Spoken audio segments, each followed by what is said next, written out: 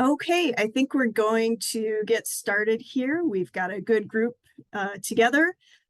Thank you to everyone who's joined us. We are really glad that you're here to join us tonight to discuss the new Access to Technology Grants program. We're very excited about it. My name is Suzanne Pearl. I'm the Minnesota Director for First Children's Finance. Joining me as a presenter this evening is Pam Chapman, our Grants Manager. We hope that this informational webinar will provide answers to any questions you might have. But as we're going through the presentation, please type in any questions to the Q&A section on Zoom. Your questions will go directly to FCF staff who are also in tonight's webinar. They are the only individuals who will see your questions, and we ask that you include your email address so we can respond to you directly if we're not able to answer your question during the webinar. We'll use any remaining time at the end of the presentation tonight to address questions sent through the Q&A. During the presentation tonight, we will share information about the Access to Technology Grants program, walk through the application process, and if there's time at the end, we'll answer your remaining questions. This webinar is being recorded and will be posted on the Minnesota Grants page of the First Children's Finance website. The recording of the video will include closed captioning, and the closed captioning will be available in English, Spanish, Somali, and Hmong. On the website, you can also access more information about the program, as well as the application portal. As many of you know, this is a brand new program funded by the Minnesota Department of Human Services with funding coming out of last year's Minnesota legislative session. This is one of many investments that the state made in 2023 to support the child care sector. After the legislature allocated the funding in spring of last year, the Department of Human Services issued a competitive request for proposals for organizations to apply to administer the funding. First Children's Finance responded to the request for proposals, and we were awarded the contract. The contract went into effect just in early January of this year, after which we were able to start developing the program. As part of our program development, we conducted engagement sessions with child care providers, including licensed family child care providers and child care center directors in late February of this year. Some of you here tonight participated in those sessions, and we can't thank you enough for your input. Following the engagement sessions, we developed a proposed grants administration plan and submitted that to DHS, and it was just approved last month. This slide shows the legislative intent of these grants. And for those of you who are interested in the actual legislative appropriation, we've included the statute number that governs this program. It's Minnesota Statute 119B.29. If you do take a look, you'll see that much of what we present tonight comes directly from that statutory language. The first section of the statute states that the purpose of this funding is to improve child care providers' business practices. Eligible providers under this program include licensed family child care, licensed child care centers, and tribally licensed child care programs located within Minnesota. Now to get to the Access to Technology Grants program information. Applying some of what we heard during our provider engagement, the grant award limits are as follows. The minimum grant size will be $100, and the maximum grant award will be set at $1,000.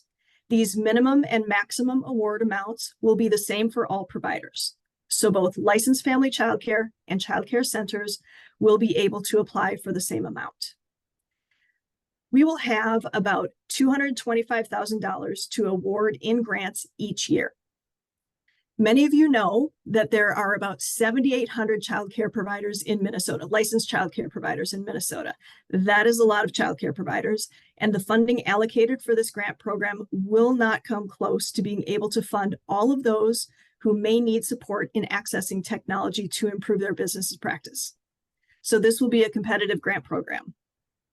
We anticipate that we will be able to make about 200 to 300 grant awards each fiscal year. The fiscal year runs from July 1st to June 30th each year. For this current fiscal year, because the contract was awarded so late, we will be awarding this year's full $225,000 in this coming April grant round. Moving forward, We plan to hold 2 grant rounds each year. We don't have the date set yet, but we anticipate that we will hold 1 round in the fall and 1 round in the spring each year. Let's talk eligible uses. Any of you who do look at the statute I mentioned earlier will recognize the language here. Here's what you will be able to apply for under this grant program.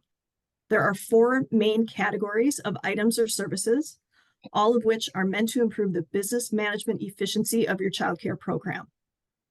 First is connectivity for new internet service installation, either first-time installation or a change to a different internet provider or related hardware to improve internet stability, including a modem, router, or hotspot. New equipment, that can include a smartphone, tablet, laptop, desktop computer, printer, or printer scanner combination. Please note that the equipment does have to be new and purchased from a store, not previously owned, refurbished, or purchased from an online marketplace or auction site. The third area is childcare business management software, which can fall into 3 categories: accounting or payment software like QuickBooks, spreadsheet software like Microsoft Excel, and childcare management software subscriptions like Brightwheel, ProCare, or KidCare. And finally, training in the technology skills to utilize the above items. What I've just listed are the priority uses. There are a few items on the eligible uses list that are not highlighted here, and there will be a spot for that for other technology in the application. A complete list of what can and cannot be funded through this grant program is available now on the FCF website on the Minnesota Grants page. The website address is here on the screen. You can go there and click on eligible uses.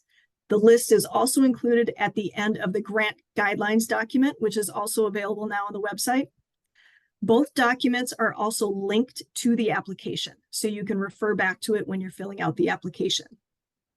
If we receive a request for an item related to childcare business management technology and it's not already on the eligible uses list, we will forward that item to DHS, who will make the final determination of eligibility. We do strongly recommend that you view these documents to verify whether or not the item or service you would like to request is eligible, or check in with us prior to the grant deadline by calling the helpline or emailing. The phone number and email address will be shared tonight in a later slide. So let's look at timeline, what will happen next.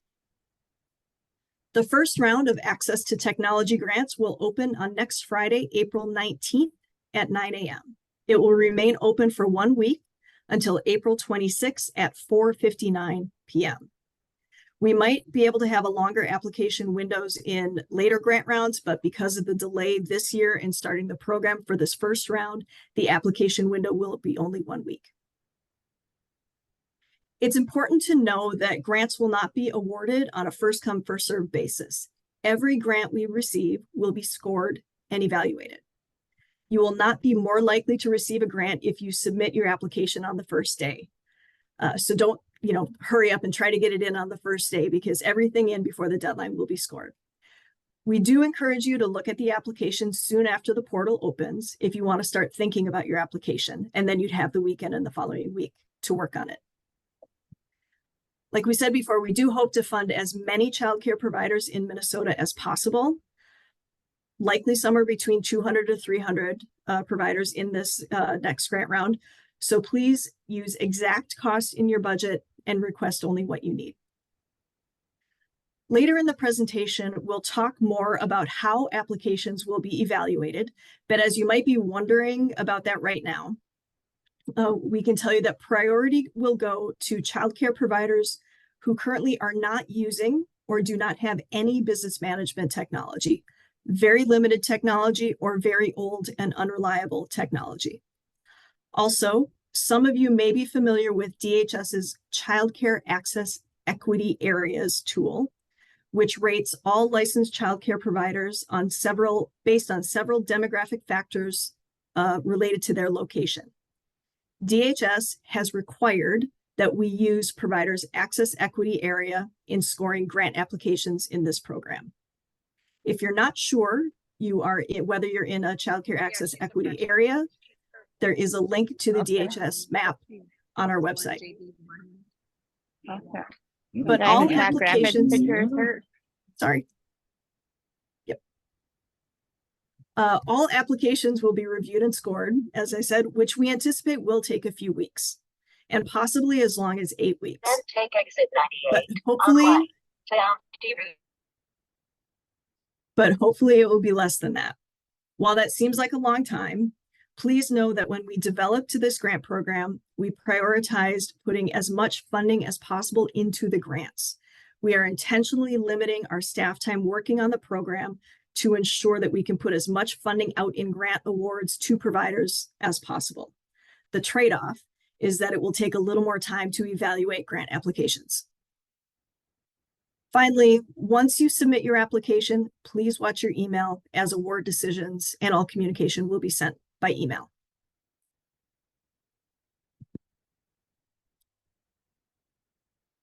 We know that providing grant funds upfront is more equitable than a reimbursement-based grant program.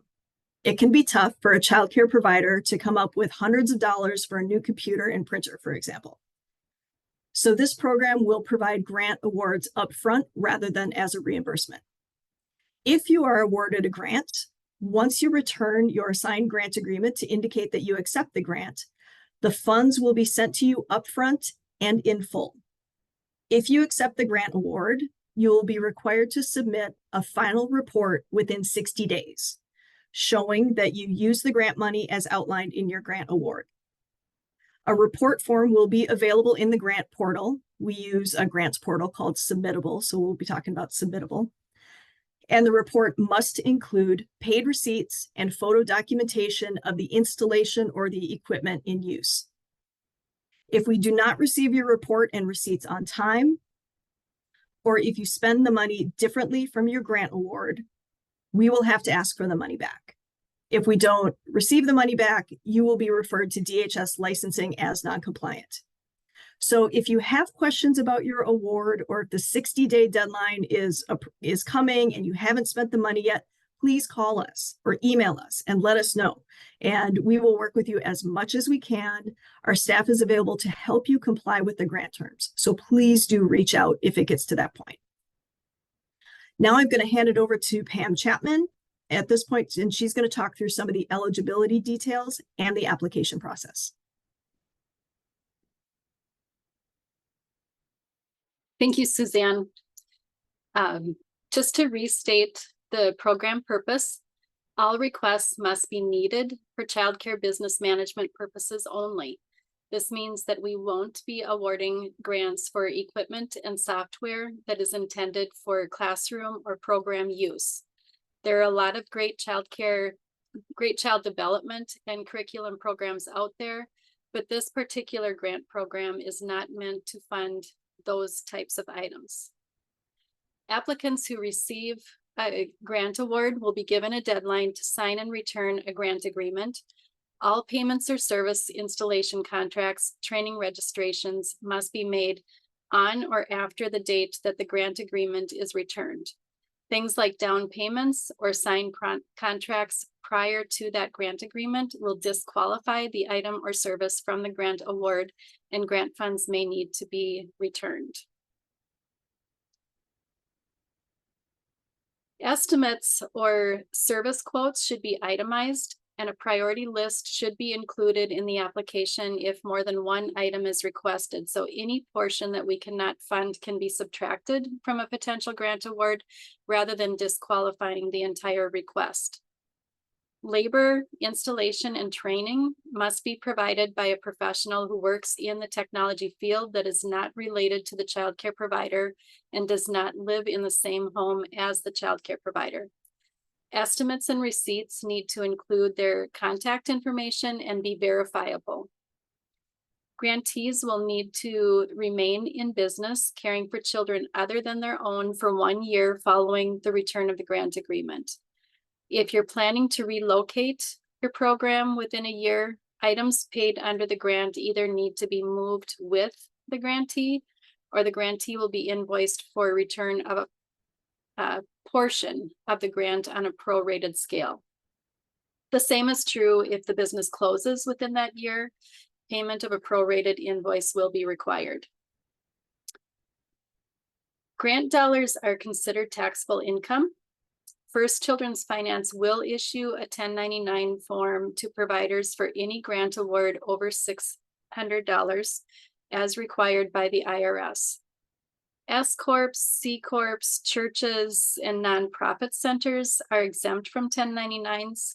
We're still required to collect a W-9 from all grantees, but a 1099 may not be issued. Grantees should work with their tax advisors on how to calculate eligible business expense deductions when reporting the grant to the IRS for tax purposes. Grantees will be asked to complete an electronic, also known as ACH, direct deposit bank transfer form, including bank routing and account information for direct deposit. If a provider does not have a bank account, a check may be requested, though this will cause a delay in payment. Any expense found to be in conflict with these guidelines during report reconciliation or throughout the 1 year required will be disallowed and will be invoiced. So what are we asking on the application? We ask for basic provider information, your name and address, license number, provider type, capacity, those types of things. I want to emphasize the importance of entering your license number exactly as it appears in the DHS license lookup site. Please do not add FCC after it if you're a family child care provider or your licensing level. Enter just your license number only. It needs to match in order to find your Access Equity Area score. And if it's not found, your application may not be scored properly. For instance, if you enter your license number from memory and you accidentally transpose 2 numbers or add an extra number, you may receive someone else's score, and that could hurt you. Demographics of the provider and children in the program are asked. They are required for aggregate reporting purposes to DHS. And there's a technology self-assessment. We ask what types and ages of current technology is used for business management purposes and your technology skills. This may be useful also to you as you think through what you need most to increase your business management efficiency. There are a few narrative type of questions. We ask that you describe your current childcare business management practices and indicate how a technology grant would improve the efficiency of managing your childcare business. When not caring for children, how many hours do you currently spend on managing the business aspects of your childcare business? And when we're talking about business management, we're talking about things like billing and invoicing, reporting, your food program, CCAP, attendance, grants, business management training. There is a drop-down menu to select among 3 options for this one. The third question is to please describe in detail how you will use grant funds if awarded. And if you are submitting multiple items for consideration, this is where you would indicate a priority list. So it's very clear to us what you need most. We ask if the grant will pay for the entire cost or what additional resources might be used to complete your technology purchases. If you receive this grant, how many jobs will be impacted? That's always going to be at least 1 because you'll include yourself, your own job in that number. And then there's a grant agreement or attestation. Oh, I skipped ahead a slide. I apologize. I'm looking at a different piece here. So we do ask for the budget information, what your total grant request amount will be, as well as more detail in the individual categories that Suzanne referenced earlier. For installation or subscription service quotes, that must include the vendor name, address and contact information, the service description and pricing. For training, we need a training description provided from the trainer and any registration and pricing information. For equipment, we will need a screenshot or a list that will include the store name and vendor, contact information so we can verify that business, the item or model number of the item you intend to purchase, description of the equipment, and the exact regular price. And then finally, as I started to mention, there's a section very similar to the grant agreement where we ask you to confirm that you understand the grant terms and requirements. And if you have any questions at all about that, please call the helpline or email so we can provide clarification. The grant agreement is also called an attestation. It's considered a very important part of the grant. Applicants will be asked to attest that they have read and understand the terms and requirements laid out in the grant agreement. By signing that grant agreement and attestation, you are stating that you have read and fully understand the terms and requirements of the grant. And as I just mentioned, please do read the grant agreement and attestation and ask any questions before signing it so you're certain that you understand. If you want help understanding the grant agreement, please reach out by phone or email. We will be happy to review it with you. We want to be sure that you understand it. It's so important, in fact, that we ask you to sign it in both the application and again to indicate that you are accepting the grant award once you receive a grant. A summary of these requirements is shown on this slide. Basically, first, you need to be licensed in good standing and remain so for 1 year. Second, you need to spend only as approved in your award letter and only after you've returned the signed grant agreement. Any modification needs to be approved in writing prior to any spending. This means that if you're awarded funds to change your internet provider, and before you make the change, your internet service company upgrades their service, so you really no longer need to make that change, you must request a modification in writing prior to spending on any other eligible use. If you were approved for a new smartphone, you can only spend the funds on a new smartphone. You can change the model or the vendor, but your receipt and photo has to document a new smartphone. A flip phone won't work for grant purposes. You cannot ask for a laptop and decide later you'd rather have a tablet without first receiving a modification approval in writing. Modifications are not guaranteed, so please reach out before you make any change. You will submit a final report with receipts and photos within 60 days of returning the grant agreement. If there are any supply chain delays, you may request a 30-day extension, which must be received in writing. Extensions are not guaranteed. For some things like new internet service, a photo might not be possible, but if it's a purchase, a photo showing the equipment installed and in use will be required. This guards against the possibility of returns. For installation, the receipt and first bill will suffice as documentation, and for training, a certificate of completion will serve as documentation. You agree to return any unused or disallowed portion of the grant dollars, and you're agreeing to remain in business providing care to children other than your own for 1 year. If you do need to temporarily close for any reason, maybe you have a leave for health reasons, we just need you to report the closure and reopening dates so we can properly extend the amount of time that we monitor your license. That will just tack on some time at the end of that, to the end of the 1 year. The full grant agreement is included in the grant guidelines, which can be found on our webpage. A link to the guidelines, as Suzanne mentioned, is also provided in the grant application. We've talked a little bit about scoring the application. Grants will be evaluated using an award rubric with a numeric rating.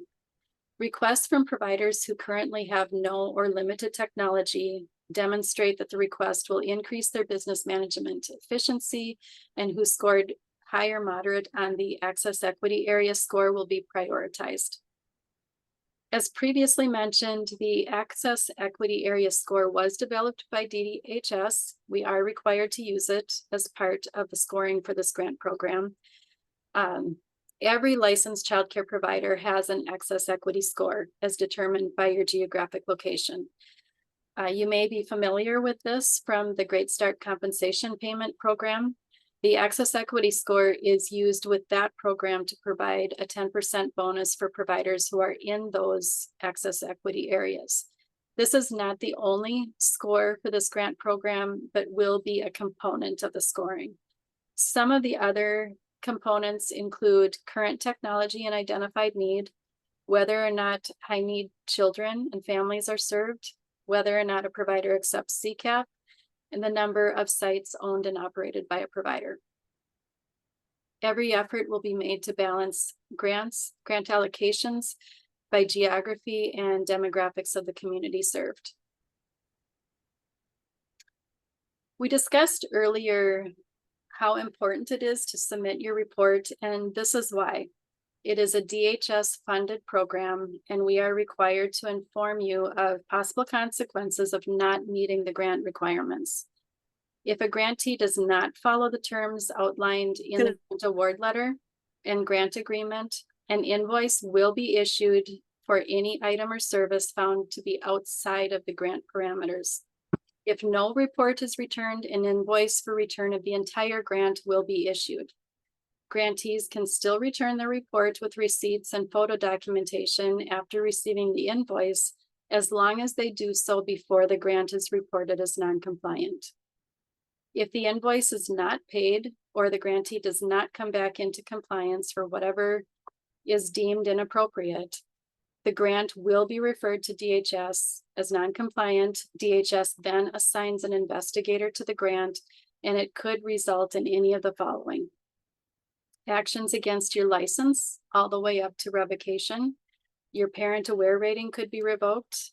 You could become ineligible for other funding, including teach scholarships, retain bonuses, regional grants, CCAP reimbursement, and any other funding from DHS or First Children's Finance. If your business closes or if you move, DHS could still refer it to another agency, such as the Bureau of Criminal Apprehension. That said, and unless a grant goes out of compliance, the only information that is reported to DHS is compiled with all other grantee data. Individual application or report data is not shared. Because the funding source is public, the grant program does comply with the Minnesota Data Practices Act, which means that an applicant's name, address, license number, and age of children served, the award amount, if any, and the identity of the grant reviewers is considered public data and is released only upon request following the Minnesota Data Practices Act guidelines. Any such request would need to be submitted through DHS. Individual provider information will be reported to the Minnesota Department of Human Services, Licensing Authority, and/or Fraud Department if grant agreements are not honored, and when required, to law enforcement. Now, accessing the application, this is a screenshot of the grants webpage on the First Children's Finance website. To access our webpage, go to www.firstchildrensfinance, all run together, .org/for-businesses/grants. When you come into our page, the first thing you see will be the title, Access to Technology Grants for Childcare Businesses in Minnesota. When you scroll down on that page, you will come to a black box. Right now, it says access to technology grant applications open on April 19th. As April 19th gets closer, that box will be changed to say, click here to apply. However, the link will not be live until 9 a.m. So if you click on it prior to 9 a.m., it will not get you into the submittable grant portal. As Suzanne mentioned earlier, grants are not first come, first serve. So please wait to click the link until at least 9 a.m. on April 19th. Under the black box is where you can find links to the full grant guidelines and eligible and ineligible uses list. If you keep scrolling down a bit, you will find the link to the Access Equity Area map.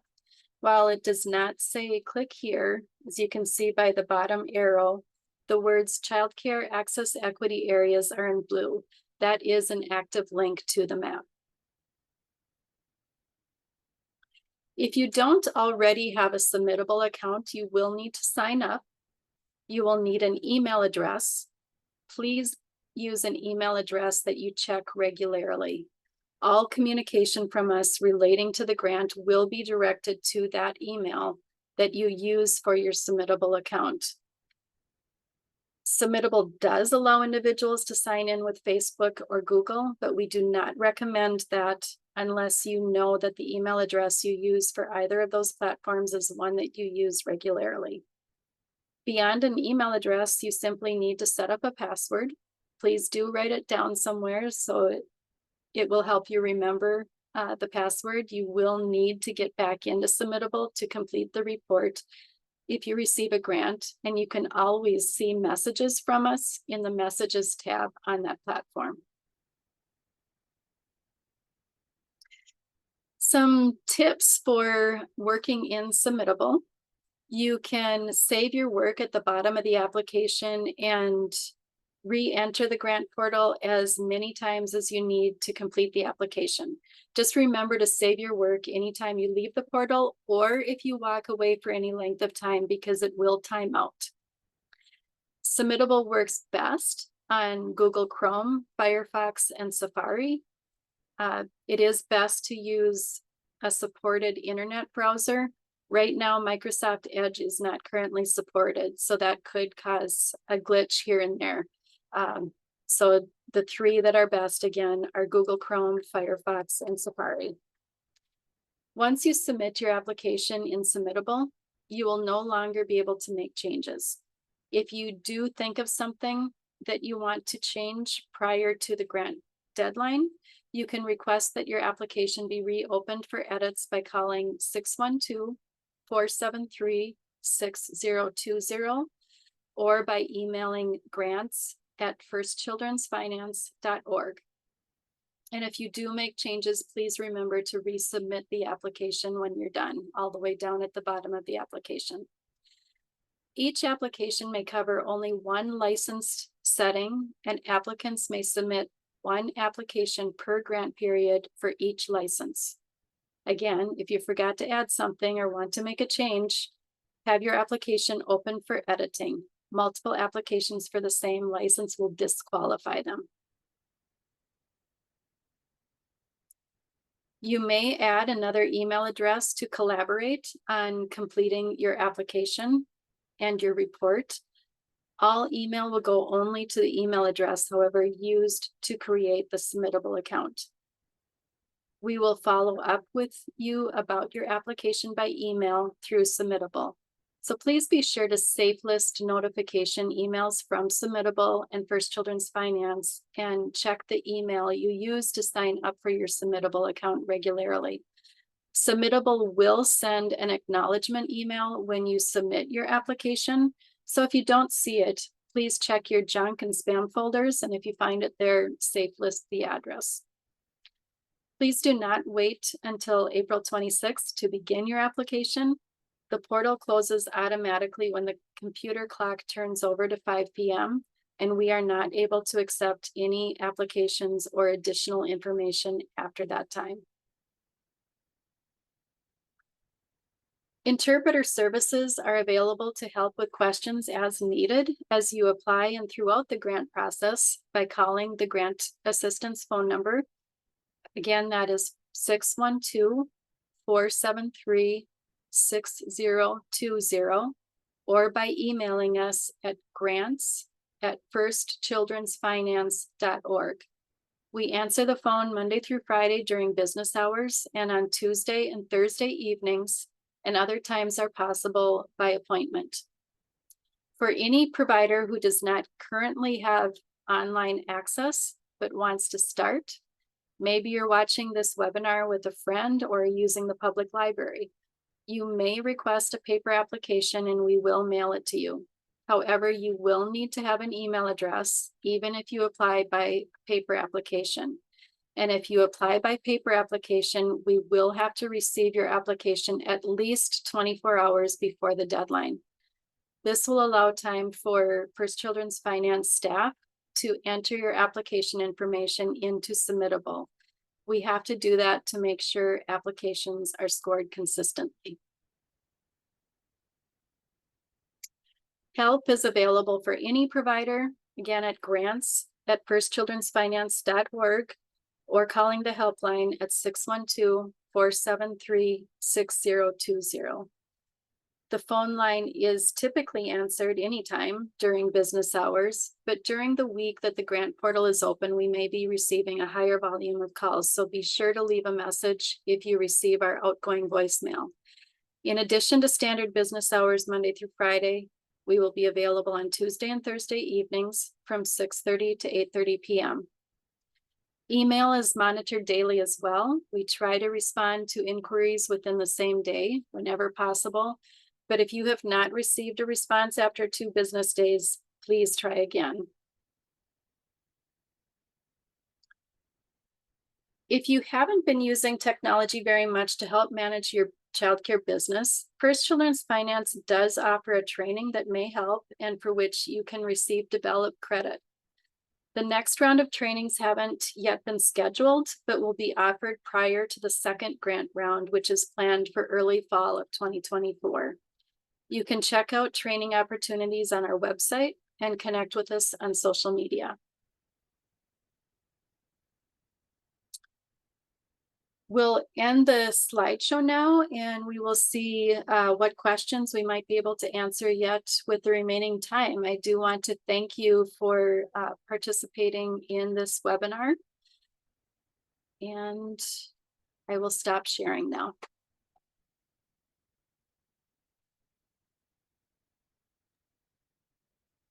Thank you, Pam. So that was a lot of information, I'm sure. We had a couple of questions in the Q&A. One was from somebody who said, so where do I even start? I don't even know what I need. And so the training that Pam just mentioned, leveraging technology for your business, we offered it 4 times last month. We don't have it. We're not able to offer it in the next again ahead of this grant round, but we will start offering it again later this summer, and it'll be a regular offering throughout the year.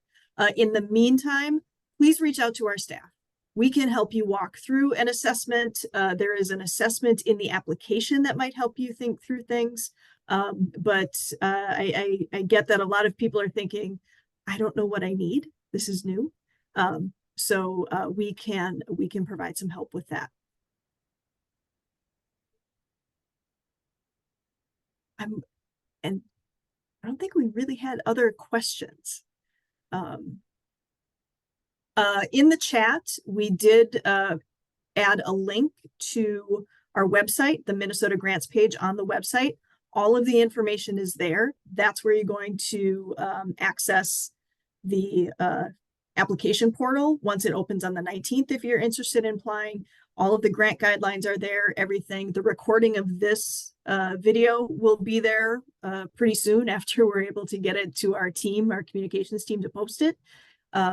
So there will be more information on the website. And our helpline, phone number, and email are also available in the chat here. Let me see what's coming across in the Q&A. I see a question in the chat. Are tablets used in classrooms for parent communication apps? Oh, And then a follow-up, eligible. Suzanne, I'm not sure what types of parent communication they'd be talking about. I suspect this would not qualify.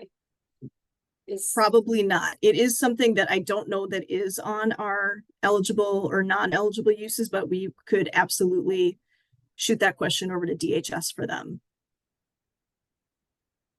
Another question I see is, how about existing services we pay monthly for, such as ProCare? The software is for new software only. So if you're already using a child care management subscription service, this grant won't help pay for the monthly fees. There's a question here, how many rounds are going to be available? This is in the state budget for 4 years. It is meant to be an ongoing program. So we're looking at 2 rounds a year for, I guess, 3 this round and then 3 more years after this. There is a question about, are you able to get more than 1 grant, or do I have to wait till everyone has a chance to get one? You don't have to wait for everyone, but you have to wait 2 years. If you're awarded a grant, you have to wait 2 years before you can apply again.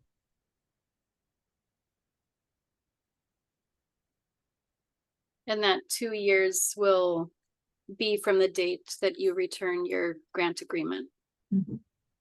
Yep. And there's a question here about kid care, and that type of child care management software is eligible. Yes. Here's a question. If I don't live in a child care access equity area, is it worth applying? I would say yes, because that's just one component that we use in scoring the application. And you're still going to get at least 1 point in that area because everybody has a score for access equity areas. Do you want to say any more about that, Suzanne? No, believe me, we wish there was more money available. We really, really do. Can a subscription for Microsoft be eligible if the software that you want? So if the spreadsheet software, for instance, Excel, comes as part of Microsoft Office, yes, Microsoft Office is eligible. I have 2 questions. What about existing services such as ProCare that you pay monthly, and Pam talked about that a few minutes ago, and that type of subscription is eligible here. And then there's another question that I think relates to the provider hub. And the question is, so if it's going to, if this is an ongoing grant program and not everybody can take the grant, does that mean I won't be required to register, have all my family sign in and out on electronics until after that? The provider hub is a completely separate thing from this program. This program was intended by the legislature to help childcare providers improve their childcare business management practices. So the timing of this has and nothing, it's not related to the provider hub.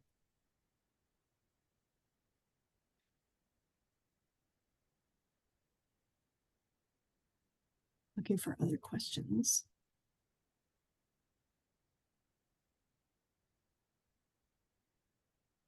Pam, let's have you answer this. If we have multiple locations, can we apply for the grant individually, or do we apply for all of them as a company? You would apply individually per license. So each application can relate to only 1 license per application. If you have 3 sites, that means you have 3 licenses. You would need to submit 3 applications.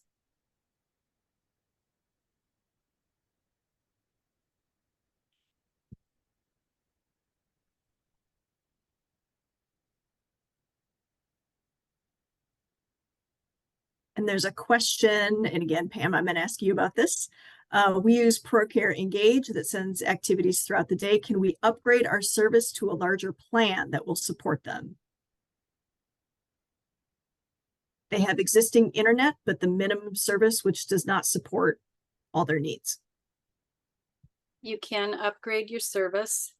That is an eligible use. You can change your service provider if you want to, there's something that can provide better service for you, that is eligible.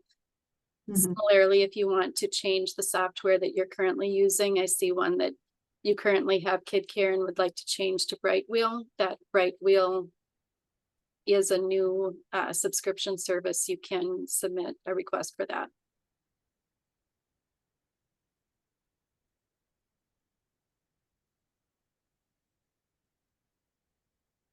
So here's the question of the day. Can I apply for the grant when just needing the new technology for the provider hub that we will eventually be having to use, or do I need other reasons for this grant? It's a really good question. This grant is meant to address your business management technology, your accounting, your managing your childcare program.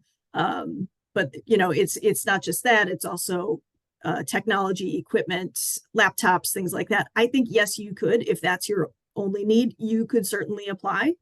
But just make sure that in your application, you're describing the business uses for how you will use, if you're asking for a new laptop or a printer scanner, something like that, how that relates to business management of your program.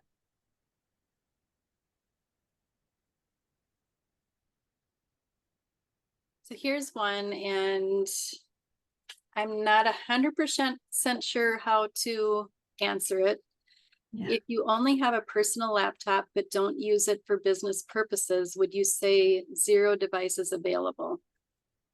I think I'd probably say that you have a laptop. If you're a family provider and the laptop is available to you, would you disagree, Suzanne?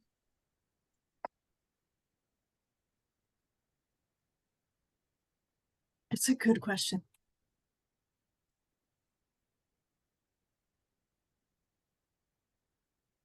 I think I would say that you would still identify that you have it, because if I'm going to use an example, for instance, if you are wanting to participate in a training and maybe you only have a desktop computer that you use for business purposes, but that training requires you to turn your camera on to document that you are participating in that training, you might grab your laptop and use your laptop just for the training purpose, for your childcare business training. So I think you still would answer that you have one available. But there is going to be place for, narrative description of what you're currently using in the application. Please be as descriptive as you can. Yes. Can we still apply if we are not yet licensed, but close to being licensed? Right now, startup providers are not eligible for this program. Neither are certified childcare centers. The eligibility is limited to licensed family childcare, licensed childcare centers, and tribally licensed childcare. So if you are close to being licensed, you would need to wait until you're licensed for a following round to apply.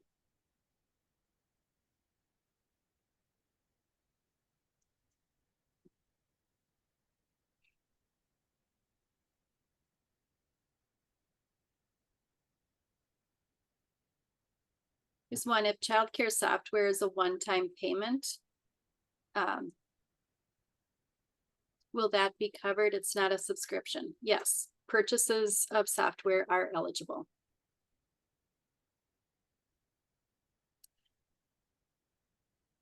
And a question about video monitoring. The question is, so this grant would help for a laptop, but not video monitoring, and that is correct. DHS considers monitoring to be a programmatic activity. So the grant is not able to be used for any security systems, video monitoring, door security, anything relating to monitoring equipment. Pam, I'll ask you this. Can you apply for payroll services? I am looking at hiring my first employee and will be using a service for payroll. We haven't been asked that previously. We're going to add that to the DHS list, and we're going to be updating our eligible uses list as soon as we can. That's a really great question. That is a good question.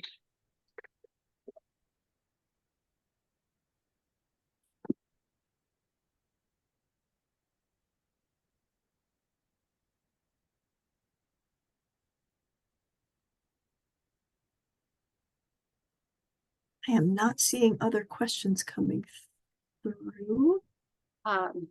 There's one in the chat that asks if there is a good list of different types of business software. I know as part of the training that we referenced, our First Children's Finance trainers do have a list of software. Am I correct in saying, Suzanne, that they could reach out to one of our business development specialists and put an inquiry in through the website to connect with a specialist, and perhaps they can help you?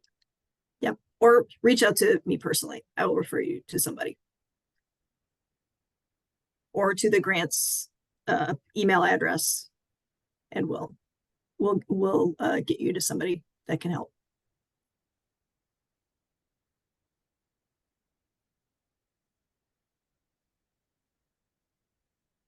What if the camera on the laptop you do have does not work?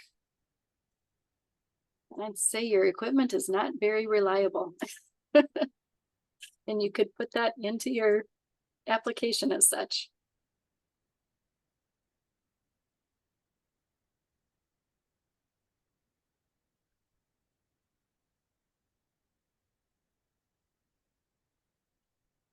I'm going to quickly ask my team members that are on, have you seen any other questions that we've missed that we haven't already covered? No, but I do see some concerned, if you don't know what you have, and please reach out to us. You're not wasting our time. No need to apologize for that. We really want you to reach out to us. So give us a call if you need help even figuring out what it is, please.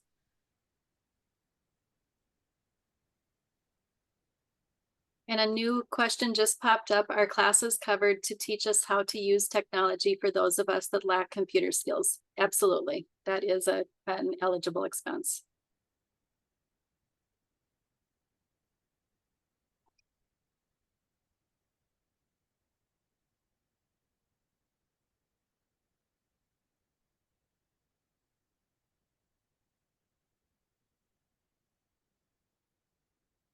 If you have an older laptop, can you get a new one to help support your business? Yes, that is a good use of the grant funds. A lot of older equipment won't support current apps or current business management needs.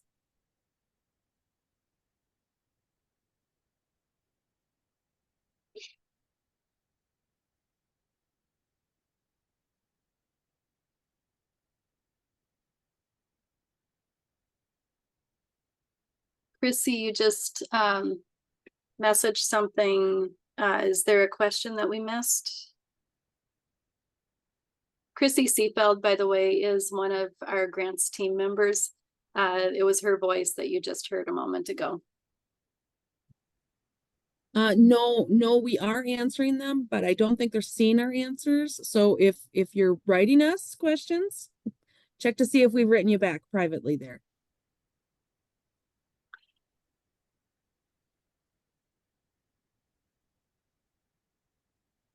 And please know that we'll be updating the information available on our website with some of these questions. These are fabulous questions. You guys are really focused, and you know, these are the right questions to be asking about a new grant program. So thank you for that. So you're helping us refine the information that we will need to have available. And we do have one final question, I think, that just came up. A participant on the webinar here is doing everything with paper and has no technology. Please know you are not wasting our time. We are here to help. We're happy to connect you with one of our business development specialists that might be able to help you take a deeper dive into what even some of the possibilities are. This grant program is meant for you to help you start if you want to start using technology. So we can help you look, I guess, is what we're saying. We can find help for you.